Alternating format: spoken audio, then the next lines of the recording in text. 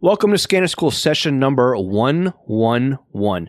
This is another Ask Scanner School session where I answer your questions.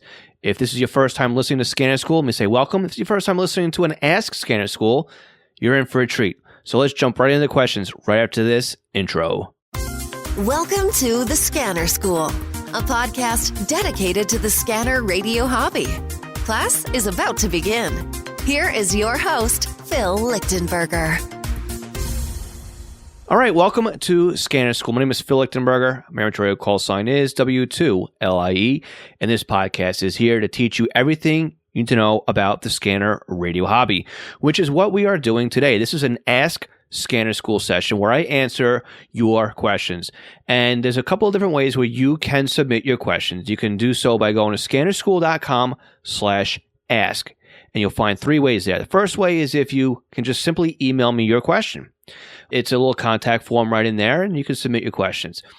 There's also a SpeakPipe button where you can leave me a voicemail using SpeakPipe as an online platform. This allows anybody from anywhere in the world to leave me a voicemail. You don't need to be in the United States to leave me a voicemail because of course, who wants to dial internationally these days, right? Or any days. The third way is if you do live in the United States, you can just pick up the phone and call us at 516-308-2885. Again, the number is in the Ask page at scannerschool.com/ask. And you can leave us a regular, traditional voicemail. Now, again, the voicemail feedback, the voicemail questions have top priority. So I will always bump a written-in question for the voicemail questions. So this is your opportunity to get your voice on the podcast and be heard and get your questions answered basically right up front.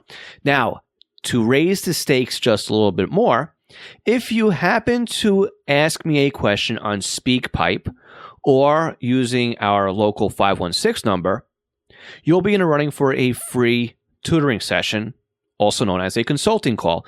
These consulting calls are normally something that I charge for. It's a very reasonable rate. You can learn more by going to scannerschool.com/consulting. But for those of you who ask a question via SpeakPipe or the local number, you'll be in a running for a free consulting call. Now, again, I love helping people with their scanner radio questions. That's why I started the podcast, was to kind of pass my wisdom or a little bit of wisdom onto you guys at home or in the car or wherever it is you happen to be. Maybe you're in the train or the subway or out for a jog or maybe at the gym or maybe trying to go to sleep. I don't know.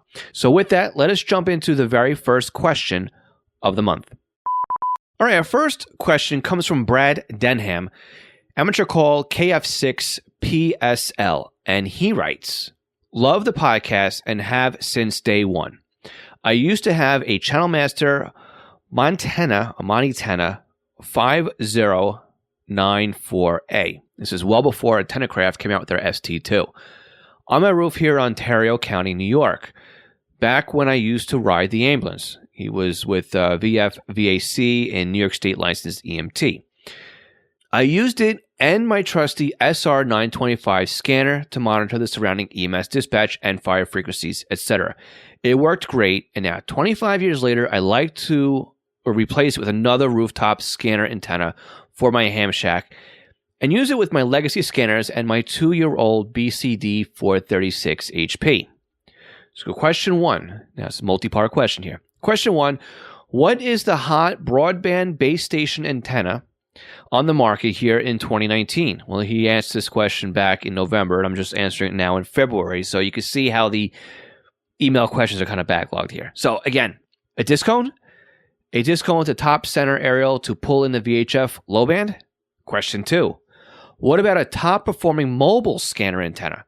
I used to have the ASMON 52 on my car here upstate New York, as well as the Radio Shack 2032 mag mount as a backup. Both worked great. Any European units that work well?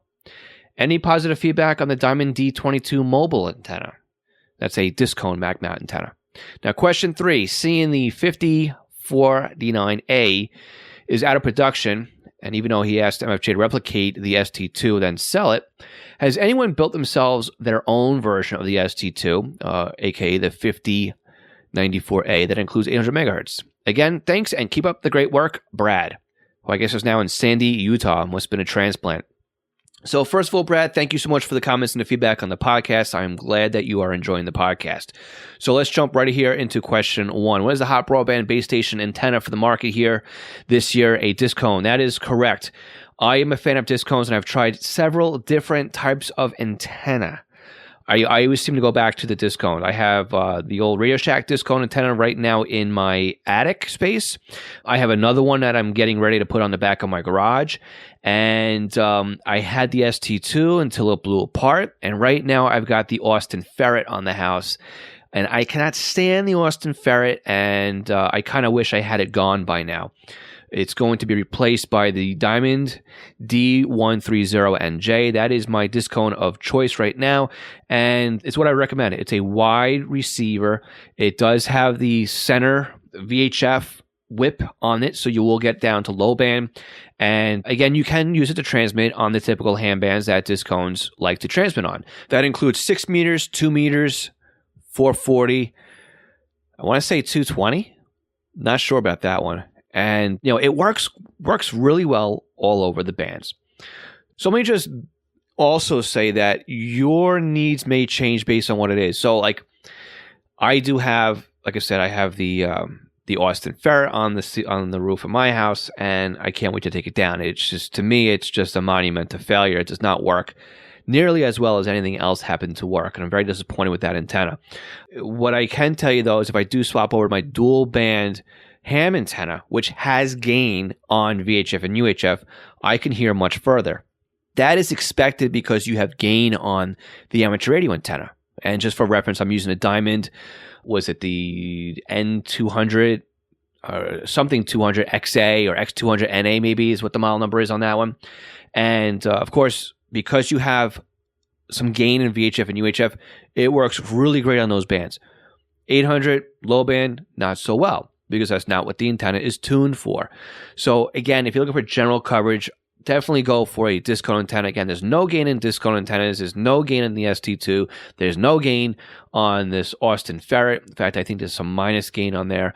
So again, the disc cone is where I would sink my money in. And good quality coax, LMR 400 all the way down. Okay, question 2 here.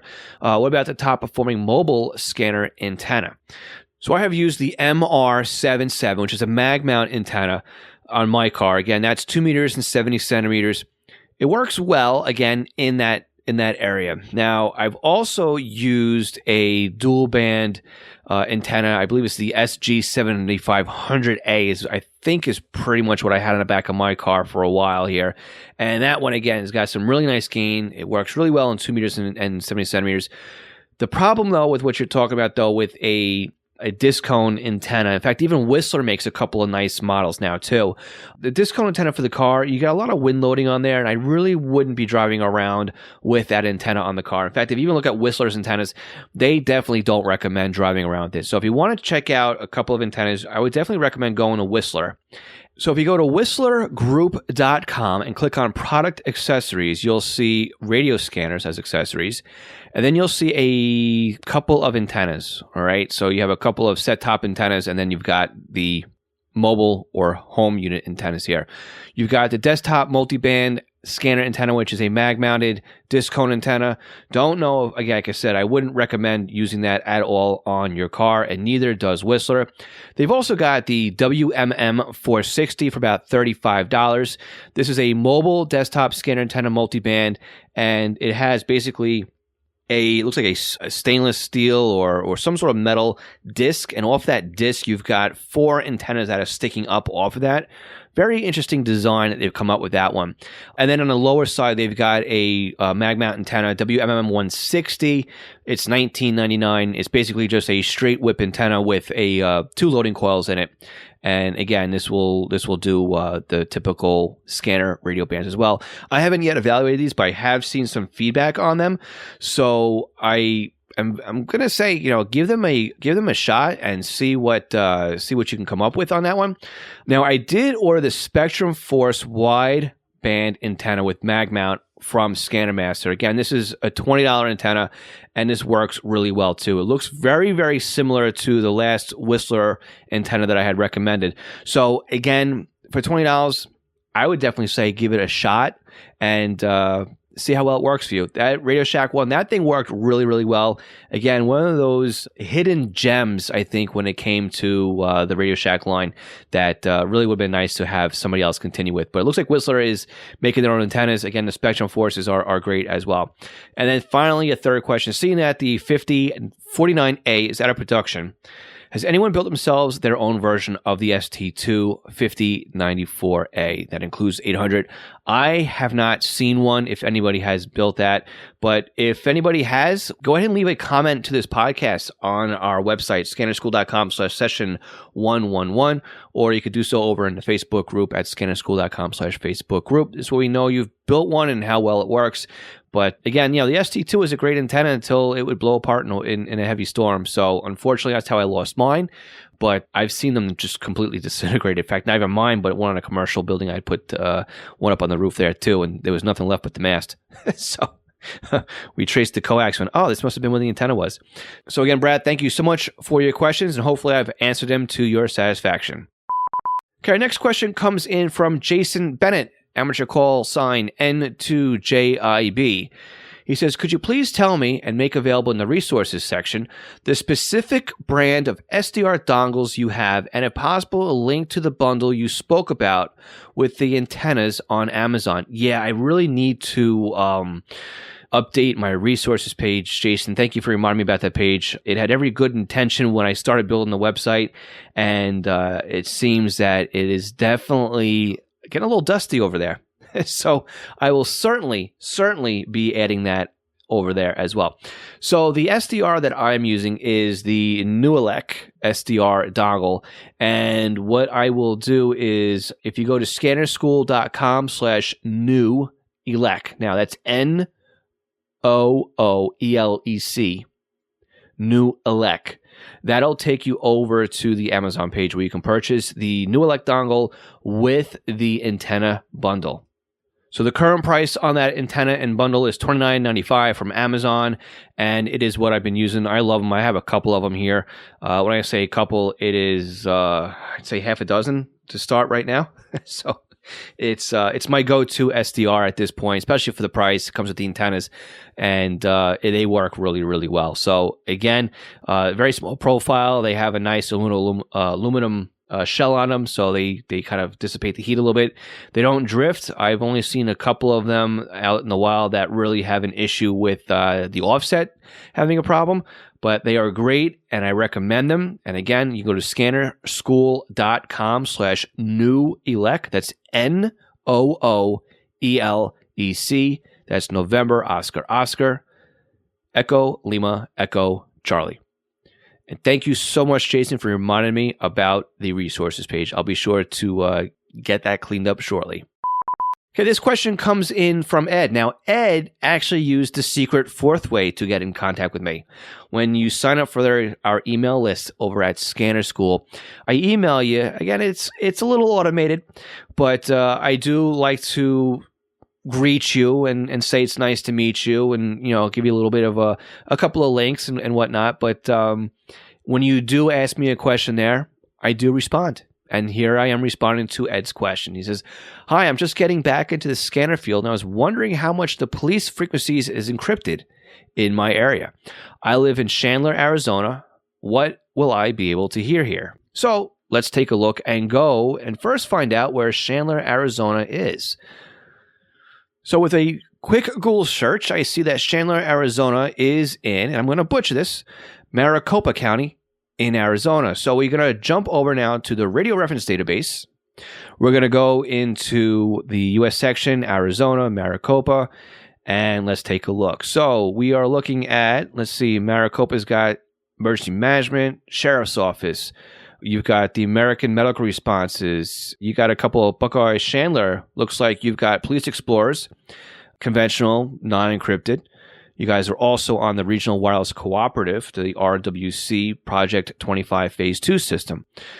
And Let's see, you've got some other conventional stuff in here that's not encrypted. So far, so good. So let's take a look at this Regional Wireless Cooperative, this RWC trunk system. And this is definitely a simulcast system.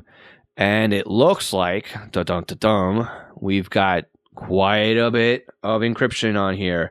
So going to Chandler Police Talk Groups, we are about a 50-50 split. Looks like you've got... It looks like the Law Dispatch channel, which is Patrol A, is non-encrypted. Metro is non-encrypted. You've got the Bike channel, Event 1 and Event 2, Patrol B, Patrol C. Explorer and Jails are non-encrypted police talk groups. There's a lot of other stuff on here that is encrypted, such as K9, SAU, CAB, Traffic, Car to Car, Info A, Hot, Info C, Info B, CIB again, CAU, Persons Property, NARC, Gang, Events. Those are encrypted. Public Works, non-encrypted when it comes to Chandler.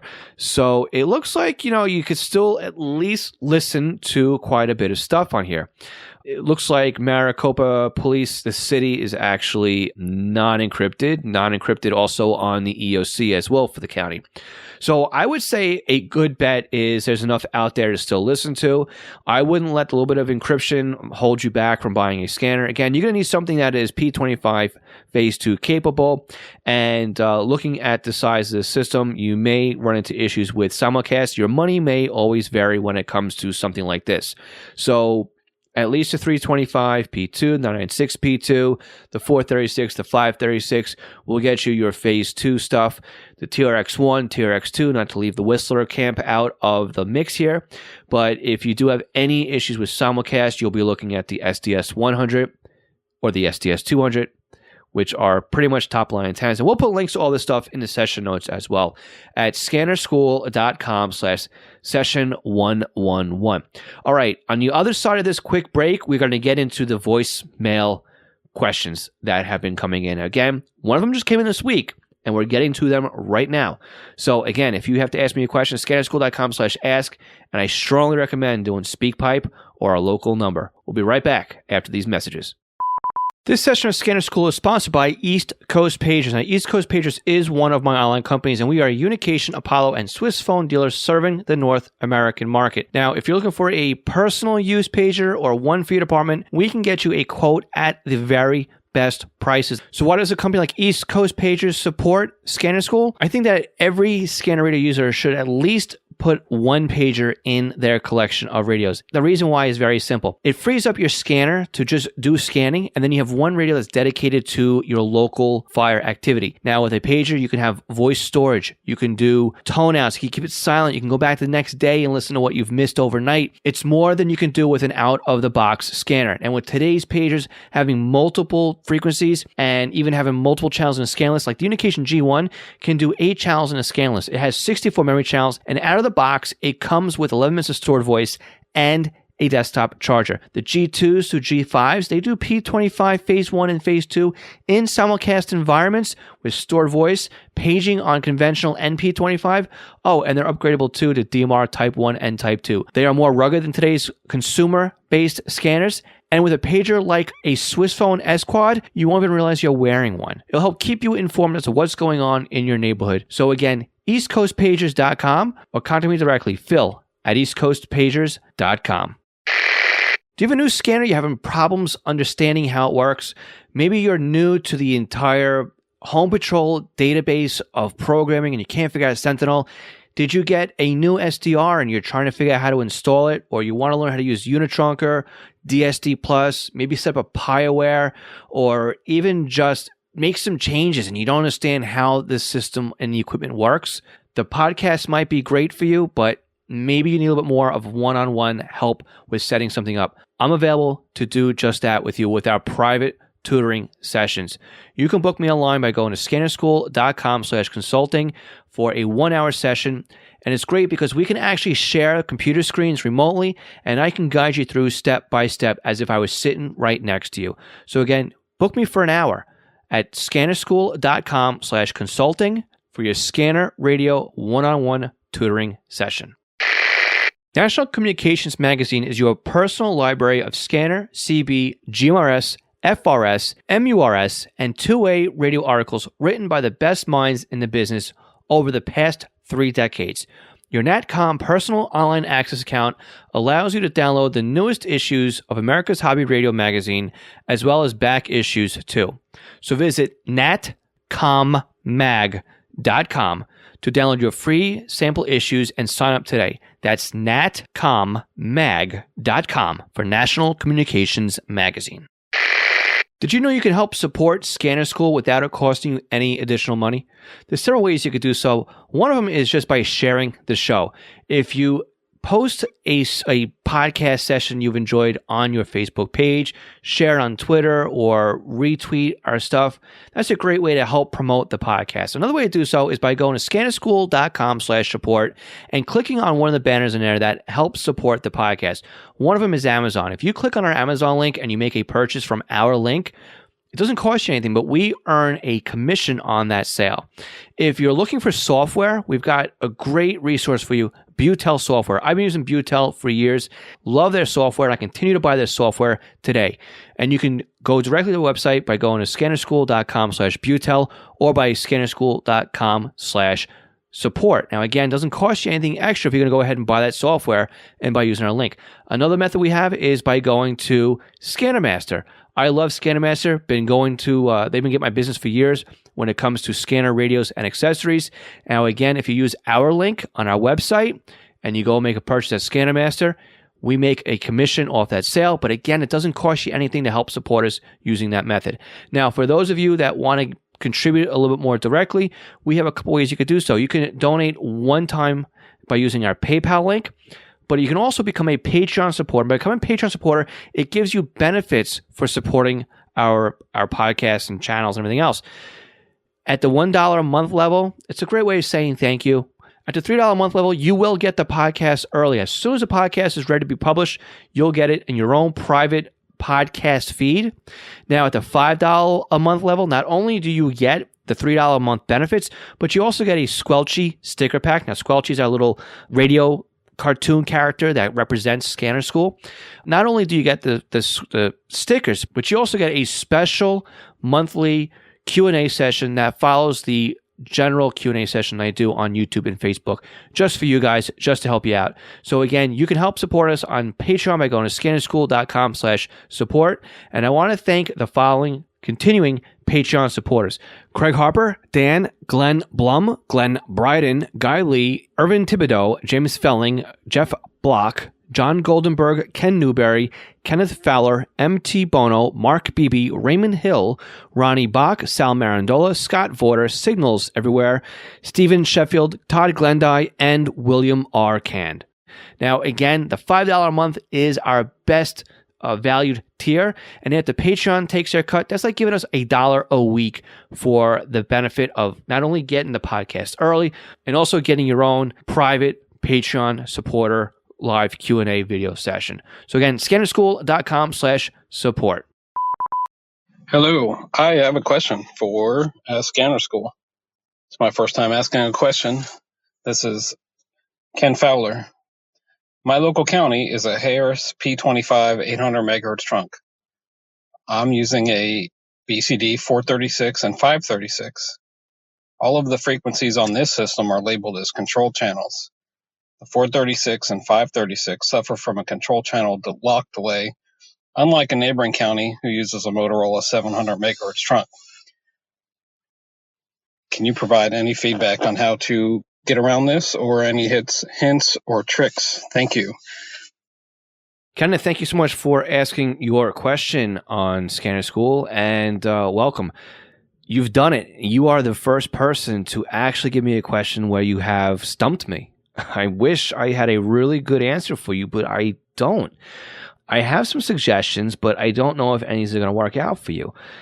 So the first solution I would say, there's other users out there that have complained about Harris P25 systems and their BCD 436. Now, one of them here is back from 2016, and they're kind of saying that their 436 is having problems, but their Pro 106 tracks with ease. So again, is this something that's a difference between the GRE Whistler Radio Shack line, that the way they do things different from the way Uniden goes through and trunks? But I don't know. I mean, the other question would be, do you have the latest firmware in your scanners? Now, I assume that you would, and you do. The other thing I would recommend is, have you played around with the settings in the scanner when it comes to the threshold settings for P25? Now, reading through some of these posts here, that was one of what some of the users have recommended as well. Also, setting the squelch. Now, again, setting the squelch, I don't know. One user said he put it down to 0 and it worked for him, but I don't know how well it would work if you have other things out there that you're scanning, especially in the conventional world. It's just going to slow up that scan rate as well. So congratulations, you've done it. You're the first person to give me a question I was unsure of how to answer. So I'm going to leave it at that. I am going to try and work with you on email and see if I can help you out any further on this one. I'm very curious to see what it is that you'd come up with as an answer, what would eventually start to work for you.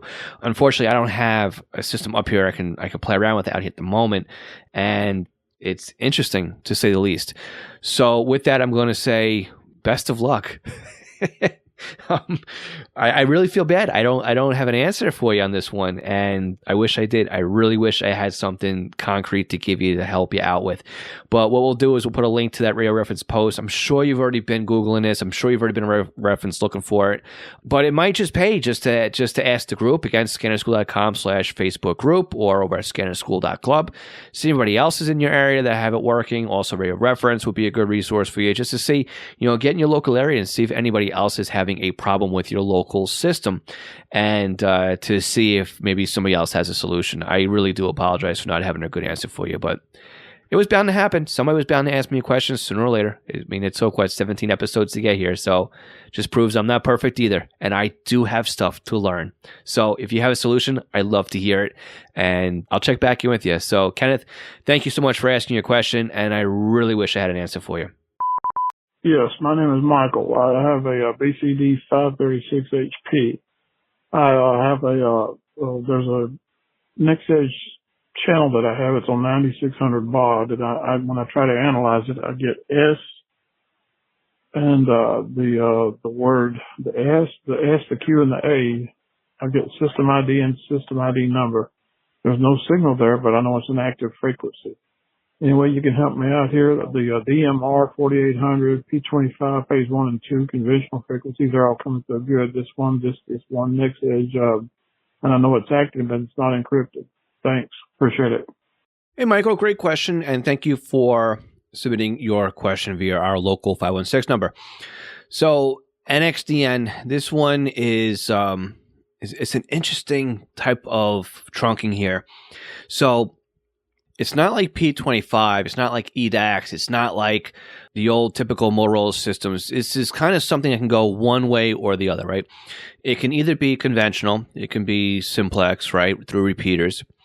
It could also be trunking. And there's two flavors in the trunking. There could be NXDN-C, where you've got the dedicated control channel, which is what we're used to when we listen to EDAX and P25 and Motorola Type 2 trunking.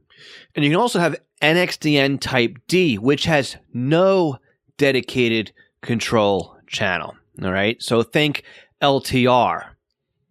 All right. That's where you kind of every couple seconds, you got a little, or even up to a minute, you got a little heartbeat.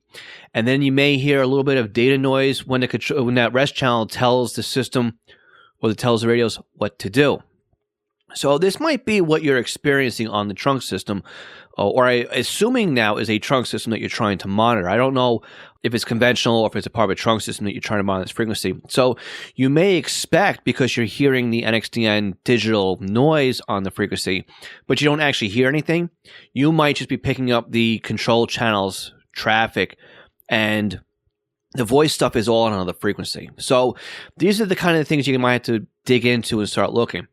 So if you haven't already seen the system built yet on Radio Reference's database, what you could also try doing is go on to digitalfrequencysearch.com. In there, you can put your county and your state, and it will give all of the DMR or P25 or even NXDN frequencies that are licensed to that county.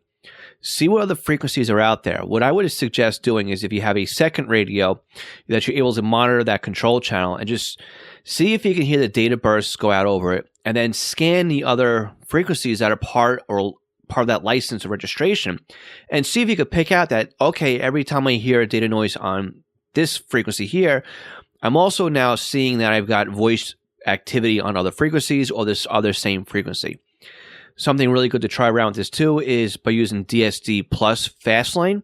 Again, we'll put a link to that in the session notes, and that'll also help you map out the system. But from what I'm expecting here, what I'm assuming now, again, I'm just assuming a lot here, is that you're listening to a rest channel and you're not actually getting the, what you expect to hear. It's you're not going to get a voice transmission on here unless the rest channel moves. Then you may possibly get voice channel here, voice activity here as well. But if you want to write back in, you want to leave me a voicemail with some follow-up information as far as the county, the frequency, where you're located, we can certainly look at this further and try and dissect things a little bit more. But for now, this is what I'm expecting, and hopefully I've hit the nail on the head on this one, and I put you down the right path. But keep at it. This is what makes the hobby fun. It's discovering things, learning more about it. Not just grabbing things off a set of frequencies and talk groups, but actually getting into the trenches here and getting your fingers dirty and learning more about what makes things tick. Now, I do have 2 podcast episodes I want to recommend to you. We have sessions 43, where I talked about NXDN, and session 44, where I talk about NXDN trunking. So if you go to scannerschool.com/session43 and scannerschool.com/session44, again, we'll put links to those in the session notes, but that's where you can go directly to the very early podcast that I had done describing what NXDN is and XDN trunking. So again, 43 and 44, that was before we hit 1 year. So I don't know how well it's going to sound if you go back there, but it's there for you, and that's why it's there in the archive. So hopefully that gives you a little bit of an idea of what to look for, and I hope it helped. Again, thank you so much for submitting your question. Phil, Glenn Bloom down here in Killeen, Texas, call sign KD5DGA. My question is, how easy could it be to set up a private scanner broadcast, so I can just listen to it on my own home system, or maybe possibly through my cell phone while I'm at work on the way? I appreciate it. Thank you, sir. Glenn, thank you so much for your question, and also thank you very much for being one of our newest Patreon supporters. I really, really do appreciate it. So to answer your question, it is a lot easier than you'd expect. In fact, I even walked somebody through this on our consulting page. He basically reached out to me and hired me for an hour so that I could show him how to do exactly this, and we did a lot of other stuff with that hour as well. So I would recommend the easiest way really to do it is, if you don't already have ProScan, to go ahead and purchase a copy of ProScan. Again, you go to proscan.org. I really recommend it. This is not an affiliate link. This is a direct link to ProScan. And I believe the license for it is $50, $50 US, and that will give you the ability to run ProScan on 2 computers. And what you can do is you would hook up your scanner to ProScan. Now, again, ProScan really has a limited number of scanners that it supports out of the box with all of the features. Just because your scanner isn't on the list doesn't mean you cannot use it with ProScan. It just means that it's going to be a limited in features as to what you can do. So ProScan allows you to program scanners, allows you to keep logs and records. It allows you to record audio, but it also allows you to stream your scanner.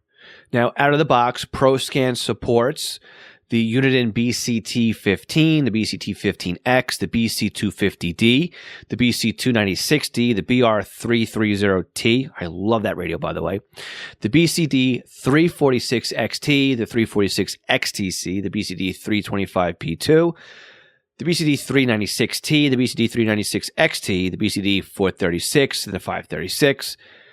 Probably the best scanner of the bunch, the BC780XLT, the 75D, the 796D, the 996T, 996XT, 996P2, the SDS 100, 200, 100E, 200E, the UBCD 3600XLT, and the SDS 100. That's the list is growing and growing and growing.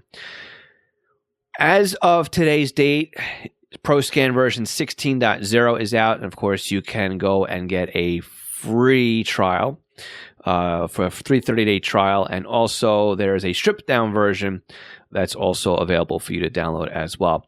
So again, highly recommend it. It's the list of scanners is growing. Obviously, it's mostly Uniden because the protocol is out there, and it just works well. I've been a big fan of ProScan for quite a number of years here. And again, I use ProScan on my own personal live scanner feeds. I also use it to archive my scanner audio locally here. I do not use it for programming, but I use Butel for that, but again, you could use ProScan for programming your scanners as well.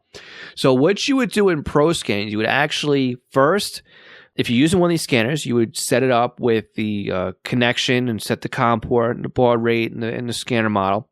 Again, if you're using like the 536 HP, it's just easier to do this over Wi-Fi because your audio and your controlling is all going to be done over the same IP address. Whereas if you were using anything else, you would need a serial port into the scanner, whether it's USB over serial, and you'd also need a line input for your audio as well. So what you do, you set the control on the scanner, and then you'd set up the audio input of the scanner as well. Now you'd want to do this for the live feed setting in there. Then what you can do is you've got two options here. You can actually set up a remote over IP scanner where you have a virtual display of the scanner radio, and it allows you to not only listen to the scanner but also to control the scanner like you were sitting in front of it, which is really cool. And again, why you want to take advantage of having the two licenses on your scanner on ProScan. Now again, to keep in mind too, this is Windows only software.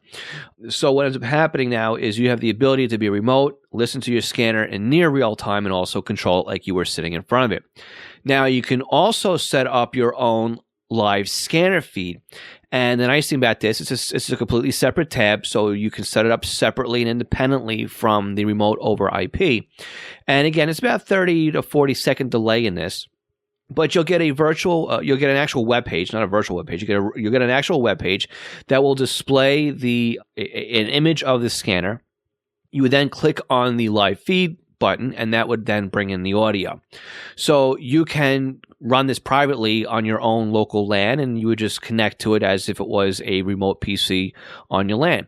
If you were outside of your LAN, if you were remote, driving around in the office, whatever, you would then need to set up port forwarding on your firewall and your router and whatnot to connect to the computer that is running ProScan. There's a website out there which slips my mind right now, but it checks the portforwarding.org or portforwarding.com or something like that. That kind of helps you through the different kinds of routers and how to set that up if you need help with that. But it's a great way to now get the scanner out there. You don't need any other software. You don't need to have a live feed server. You don't need to have a streaming software. You don't need to worry about all that. ProScan handles it all, and it operates just like this out of the box. It is very easy to set up. Now, again, if you don't have one of these scanners that is supported by ProScan, all you can do is you set up in Vox mode, and then you just won't get a virtual display of what's going on. So again, you can still run a live feed server and everything else. So if you're running an older scanner, you just don't get alpha tagging. It's just fine. It'll still work for you.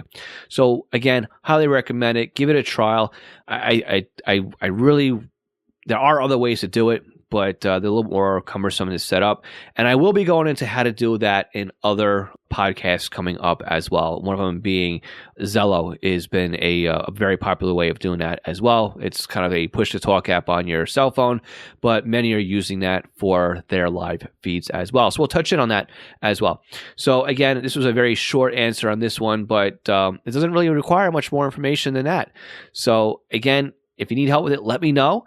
And I'd like to put a tutorial together on how to do this anyway for the YouTube session. So if you listen to this in the future, there might already be one on YouTube at scannerschool.com/YouTube.